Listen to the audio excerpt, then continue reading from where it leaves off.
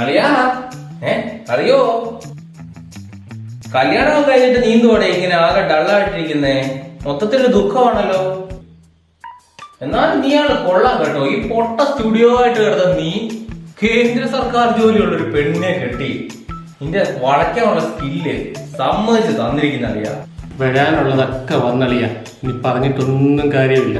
എന്റെ അളിയ, നിന്റെ അച്ഛനാണേ ഉണ്ടല്ലോ കേന്ദ്ര സർക്കാർ ജോലിയുള്ള ഒരു മര്യാദക്കാരി സ്മാർട്ട് മരുമോളെ കിട്ടിയെന്ന് നാടാകെ പറഞ്ഞു നടക്കുക.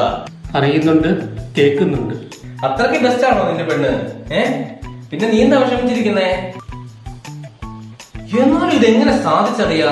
അതൊക്കെ ഒരു വലിയ കഥയാണ് അളിയാ. ഞാനിങ്ങനെ ഫേസ്ബുക്കിൽ പല ആളുകളുമായിട്ട് ചാറ്റ് ചെയ്തിട്ടിരിക്കുകയായിരുന്നു.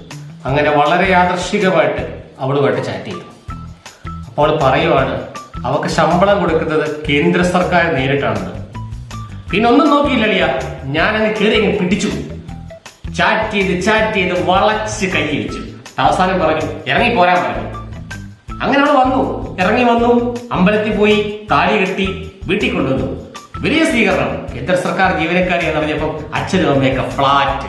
അവര് നിലവിളക്കും പൂമാലയൊക്കെ വെച്ച് സ്വീകരിച്ചു. അങ്ങനെ എല്ലാം സക്സസ് ആയിടിയാണ്. അല്ല, നിന്റെ വൈഫിന്റെ കാര്യം നീ പറഞ്ഞില്ലല്ലോ. വൈഫ് ഏത് ഡിപ്പാർട്ട്മെന്റിലാ? ഇന്നലെയാണ് ഞാൻ അറിയുന്നത് അവക്ക് എന്തായിരുന്നു ജോലിയെന്ന്. BSNL വല്ലോ ആണോ അതോ GST വകുപ്പിലോ? BSNL അല്ല, GST അല്ല. അവക്ക് തൊഴിലുറപ്പാണ് അളിയാ, തൊഴിലുറപ്പ്. തൊഴിലുറപ്പുകാർക്കും ശമ്പളം കൊടുക്കുന്നത് കേന്ദ്ര സർക്കാരാണ് അളിയാ. ഞാൻ